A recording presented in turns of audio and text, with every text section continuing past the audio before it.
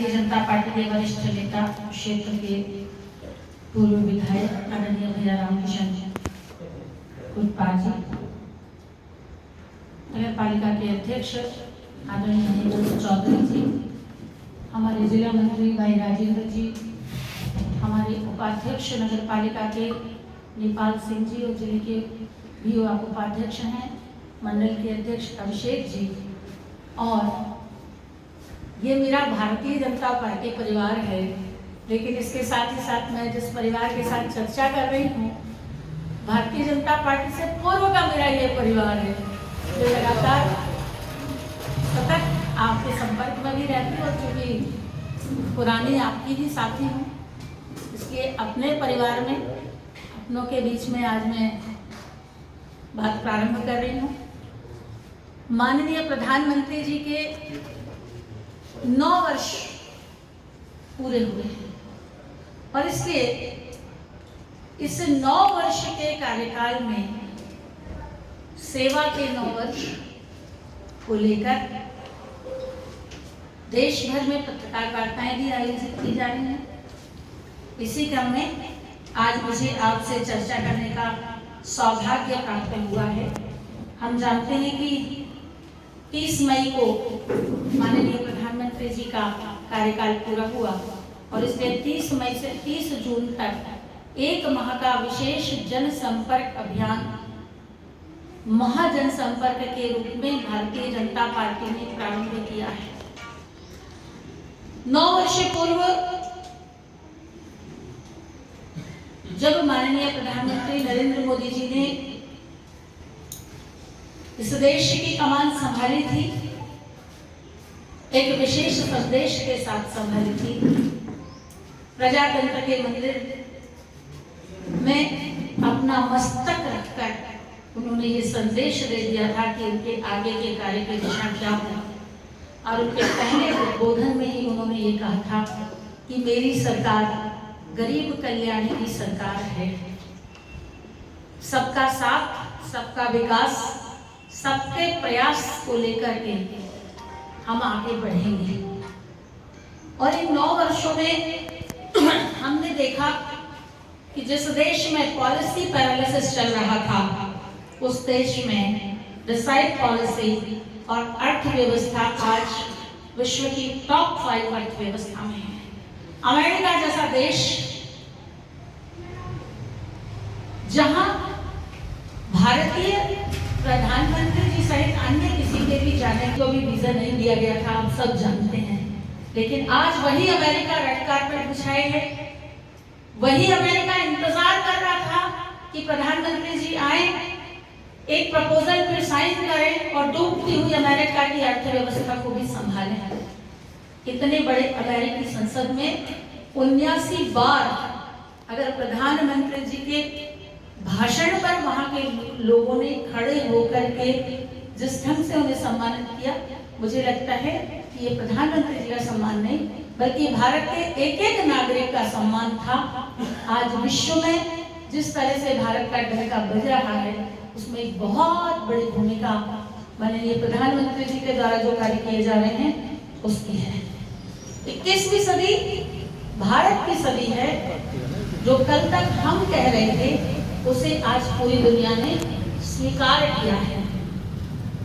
हम जानते हैं कि पिछले 60 वर्षों के कार्यकाल को भी हम जानते हैं, उनकी विकास यात्रा को भी हम जानते हैं, और अगर उसे पूरे एक हिस्से में समराइज किया जाए तो एक परिवार का विकास जिस ढंग से हुआ है वो भी हम सबके सामने है कि अगर कोई महाविद्यालय बना हो, कोई इमारत बनी हो, कोई गार्डन बना हो, कोई जिस तरह का भी कार्य हुआ उसमें केवल सीमित लोगों के नाम ही हमें देखने को मिलते थे। लेकिन आज वो व्यवस्था, वो परिस्थितियां बदली हैं, और इसलिए एक जमाने में भारत के पूर्व प्रधानमंत्री जी ने कहा था कि हम दिल्ली से 1 रुपए भेजते हैं और कतरा पैसे पहुंचता है। लेकिन आज हम गर्व के साथ ये कह सकते हैं कि जो 1 रुपए भेजा जाता है वो 1 रुपए हितग्राही के अकाउंट तक पहुंचता है, क्योंकि हमने उनके अकाउंट में पहुंचाने की जो व्यवस्था की है वो बहुत महत्वपूर्ण है। जब जनधन के खाते खोल रहे थे कुछ लोगों ने हमारा मजाक उड़ाया था, लेकिन वही जनधन के खाते आज हितग्राही के लिए एक बहुत बड़ी एसेट बन गया है कि उसकी हर चीज उस जनधन के खातों में आती है। यानी दुर्भाग्य था कि देश के 60 साल में देश के नागरिक के पास अपना स्वयं का खाता नहीं था और जनधन के खाते के माध्यम से उसको प्रधानमंत्री जी ने शुरू किया। 15 अगस्त को जो उन्होंने घोषणा की थी स्वच्छ भारत अभियान की, और एक बहुत संवेदनशील विषय की 60 साल में इस देश की मातृशक्ति को शौचालय जैसी सर्वाधिक संवेदनशील जरूरत पूरी नहीं की गई थी, और वो जब प्रधानमंत्री जी ने महसूस की तो शुरुआत कहां से की। विकास की अगर हम बात करें तो चारों तरफ आपको हर क्षेत्र में विकास मिलेगा, चाहे फिर हम सड़कों के जाल की बात कर लें, चाहे फिर हम इंफ्रास्ट्रक्चर की बात कर लें, चाहे हम रेलवे की बात कर लें, या अन्य तरह की भी जो चीजें हैं। आज हमारी IITs की बात कर लें, आज हम अगर बात करें तो हमारे हॉस्पिटल्स की बात कर लें, हमारी चिकित्सा सेवा की बात कर लें, तो बहुत ही महत्वपूर्ण परिवर्तन इस दिशा में हुए हैं। विगत 2 रोड का नाम भी लोक कल्याण मार्ग हो चुका है, और उसी कर्तव्य पथ पर आज नेताजी सुभाष चंद्र बोस विराजमान हैं। अगर हम बहुत बड़े या पॉइंट आउट चेंजेस की बात करें तो धारा 370 का हटाना, जिसके लिए कहा जाता था कि अस्थायी धारा, लेकिन वो अस्थायी धारा इस देश में दंश की तरह थी। पूरे देशवासियों को ये डराया जाता था कि धारा 370 हट जाएगी तो भूचाल आ जाएगा, लेकिन एक सुई नहीं गिरी और धारा 370 जैसी बीमारी इस देश से बाहर हो गई। ट्रिपल तलाक जो मुस्लिम बहनों के जीवन का एक बहुत बड़ा ग्रहण था, 3 शब्दों में उनकी जिंदगी खत्म हो जाती थी, तलाक तलाक तलाक, चाहे वो मजाक में हो या सीरियस में। ऐसा कानून जो हमारी मुस्लिम बहनों के जीवन को कठिन बनाता था, उनके जीवन की समाप्ति हो जाती थी। और अगर मैं बहनों की बात कहूँ तो बहनों के साथ ही साथ पूरे परिवार तहस नहस हो जाते थे। जिस परिवार की बेटी को 3 शब्द कहकर के उसके घर वापस पहुंचा दी जाती है, उस घर की क्या स्थिति होती थी, उसे 3 तलाक के कानून को हटाकर हमने मुस्लिम बहनों के जीवन में एक नई दिशा दी है, एक प्रकाश लेकर के आए हैं। आतंकवाद पर हमारा स्टैंड बहुत क्लियर है, और इस पर सर्जिकल स्ट्राइक और एयर स्ट्राइक जो हुई हैं वो हम सब उसके प्रत्यक्षदर्शी हैं। बात अगर मैं श्री राम जन्मभूमि की करूं तो एक वो समय था कि श्री राम मंदिर के निर्माण पर कांग्रेस मजाक उड़ाया करती थी, रामलला हम आएंगे, मंदिर वही बनाएंगे, तारीख नहीं बताएंगे। आज परिस्थितियां बदली और बहुत बड़ी बदली की मंदिर का निर्माण शुरू हो चुका है। और इतना ही नहीं तो मुझे लगता है कि जनवरी 2024 में हमारे रामलला काट से निकलकर काट से अपने भवन में विराजित होंगे। यह भी भारत के स्वाभिमान की एक बहुत बड़ी जीत है। वीरों की गाथा गाता हुआ नेशनल वॉर मेमोरियल आज स्वाभिमान के साथ खड़ा हुआ है। और अगर बीते वर्षों में हम हितग्राहियों की बात करें तो जनधन अकाउंट में हमने 49 करोड़ अकाउंट खोले हैं। वहीं उज्ज्वल यानी हमारी बहनों के जीवन का वो महत्वपूर्ण पक्ष कि बारिश में गीली लकड़ियों के बीच में धुएं में भोजन बनाती हुई बहन, क्योंकि उसे तो अपने परिवार को भोजन कराना है, उनकी कथा को भी प्रधानमंत्री जी ने समझा और 9 करोड़ बहनों को हमने उज्ज्वला के कनेक्शंस पहुंचाए। देश के वो भाग जहां बिजली नहीं थी, 60 साल बाद भी देश के ऐसे अनेक क्षेत्र थे जहां बिजली नहीं थी, वहां हमने बिजली पहुंचाने का काम किया। तो 11 करोड़ से अधिक शौचालय का निर्माण कराया। किसानों के लिए, अन्नदाता के लिए किसान सम्मान निधि एक ऐसी वो राशि छोटी भले ही हो, लेकिन किसान के लिए बहुत आवश्यक ही नहीं थी, बल्कि उसके सम्मान को भी बरकरार रखने के लिए जरूरी थी। किसान सम्मान निधि के रूप में राशि दी और अब वो राशि 6,000 कर दी गई है। 12 करोड़ परिवारों में नल जल योजना हमने पहुंचाई है, जहां शुद्ध पीने का पानी यानी एक व्यक्ति का मौलिक अधिकार उसे मिल सके, इस दिशा में हमारी सरकार ने काम किया है। पीएम आवास योजना, हमने कभी इंदिरा आवास सुने थे, 1-2 घरों के लिए किस तरह से मारामारी गांव में होती थी उसके भी हम सब प्रत्यक्षदर्शी हैं। लेकिन आज प्रधानमंत्री जी ने 2.5 लाख रुपए की राशि शहर में और 1,70,000 रुपए की राशि गांव में देकर के लगभग 3 करोड़ से अधिक आवास इस देश को दिए हैं। और उस गरीब ने, जिसने कभी सोचा भी नहीं था कि मेरी पक्की छत होगी, आज वो जिस सम्मान के साथ उसमें निवास कर रहा है, उसकी खुशी का पारावार नहीं रहता। जब हम लोग उससे मिलने जाते हैं हितग्राहियों से, तो बहुत स्पष्ट रूप से वो खुशी झलकती है। आयुष्मान कार्ड, अगर व्यक्ति का स्वास्थ्य ठीक रहेगा तो देश का स्वास्थ्य ठीक रहेगा। और 55 करोड़ बीते 9 वर्षों में, अगर मैं कहूं कि गरीबों और वंचितों की सेवा करने वाला देश, नारी शक्ति की दिशा में भी संबल लेने का काम उन्होंने बहुत अधिक किया है। और इसलिए बेटी बचाओ को बेटी पढ़ाओ तक लेकर के प्रधानमंत्री जी गए हैं। और 9 वर्ष की उपलब्धियों को लेकर के हमने एक वेबसाइट 9yearofseva.bjp.org लॉन्च की है। और इस 1 माह में हम समाज के विविध पक्षों के साथ महाजनसंपर्क करने वाले हैं। विकास तीर्थ यानी हर लोकसभा में 1, 2, 3, 5 ऐसे बड़े कार्य जिनको देखकर उस लोकसभा के लोग गौरवान्वित होते हैं, गर्व महसूस करते हैं, उसे हमने विकास तीर्थ का नाम दिया है। और वो दिन भी हमने देखा था कि जब एक क्षेत्र में 20-25 हजार रुपए की राशि मिल जाती थी तो लोग बड़े प्रसन्न होते थे। लेकिन आज करोड़ों के काम, एक विधानसभा में सैकड़ों करोड़ों के काम हुए हैं। मध्य प्रदेश की चर्चा हमारे निभाई थी और अब हवाई जहाज से तीर्थ यात्रा करने वाला पहला हमारा प्रदेश बना है। 413 नगरीय निकायों में हमने अवैध कॉलोनियों को बहुत नॉमिनल शुल्क लेकर वैध करने का जो ऐतिहासिक फैसला किया है, उससे वो नागरिक जिनकी कोई गलती नहीं थी लेकिन वो भुगत रहे थे, उन्होंने आज बहुत बड़ी राहत की सांस ली है। वहीं दूसरी ओर मुख्यमंत्री जी ने हिदायत भी दी है कि भविष्य में इस तरह की अवैध कॉलोनियां अगर निर्माण होती हैं तो उसमें जिनकी भूमिका होगी उन्हें सजा भी दी जाएगी। तो मुझे लगता है कि ये एक बहुत आवश्यक और बहुत महत्वपूर्ण फैसला है। आवासीय भू अधिकार योजना के अंतर्गत 48,000 से अधिक पट्टे उन भाई बहनों को वितरित किए हैं हमने जिनके पास अपनी भूमि नहीं थी। और अगर अपनी जमीन नहीं थी तो वो मकान कैसे बनाते? प्रधानमंत्री आवास भी अगर देने का हम सोचते तो कैसे सोचते? ऐसे 48,000 लोगों को पट्टे वितरित किए हैं।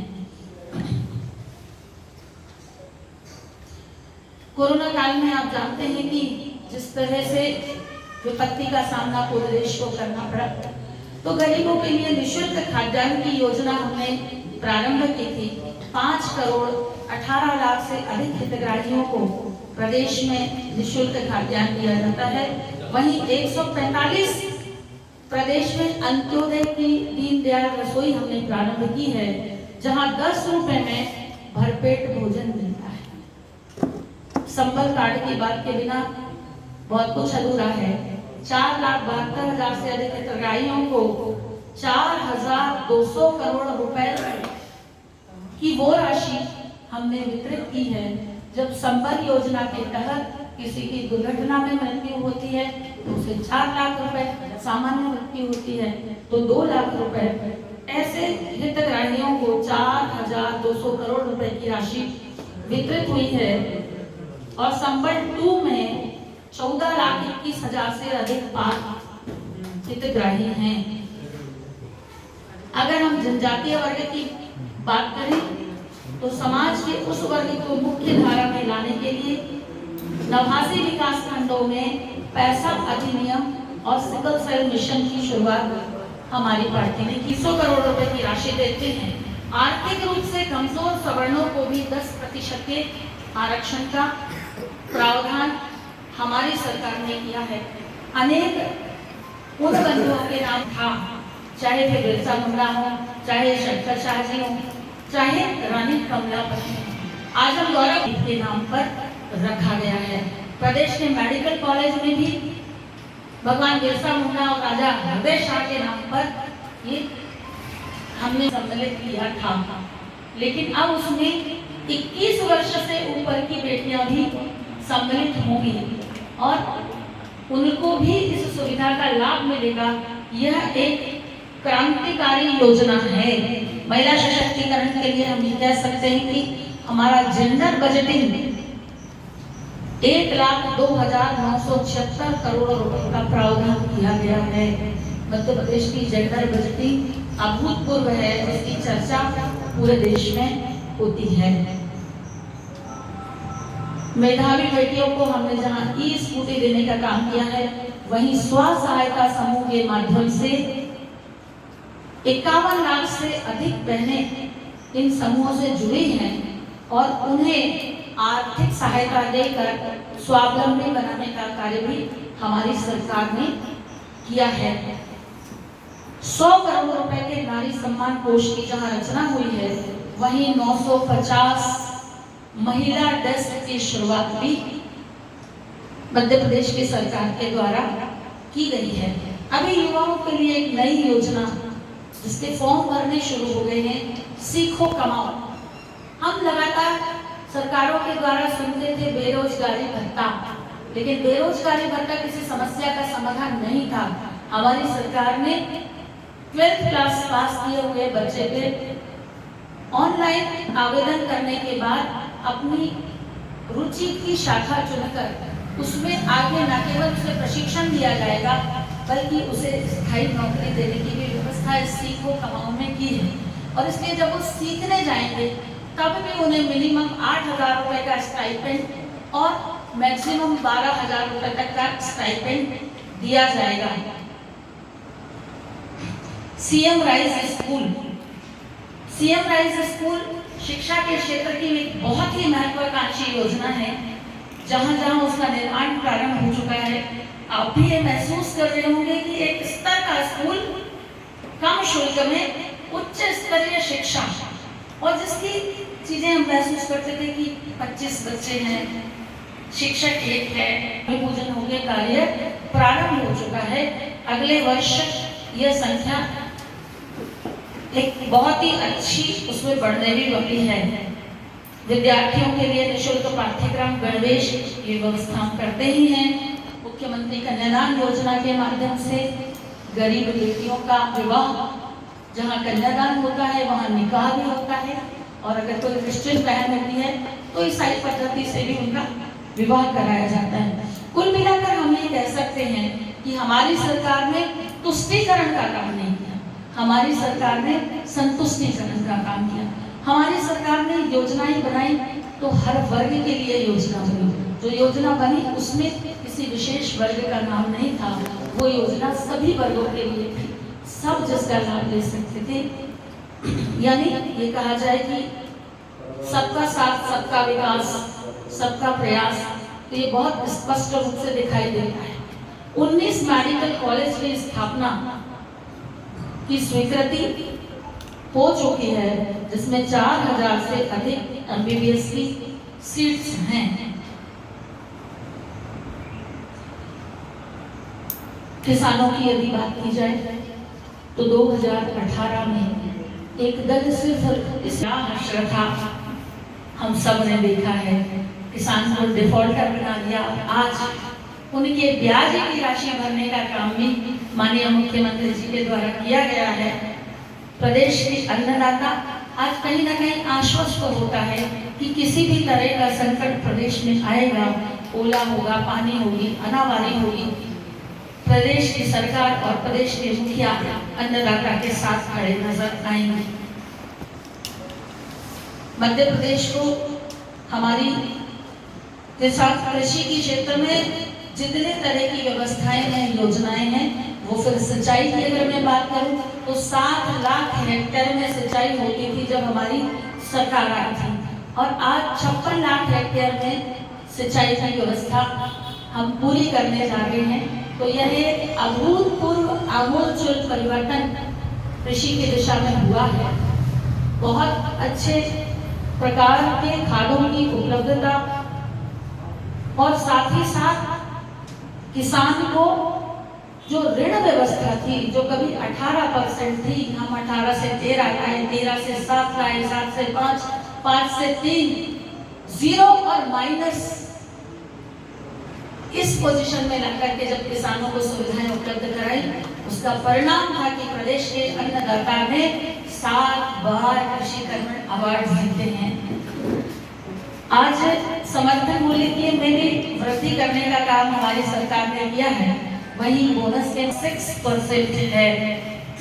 अगर टाइगर रिजर्व की बात भी की जाए तो मध्य प्रदेश वन्य पशु के दृष्टिकोण से घड़ियाल, गिद्ध, टाइगर और लेपर्ड के साथ साथ चीता स्टेट भी बन चुका है।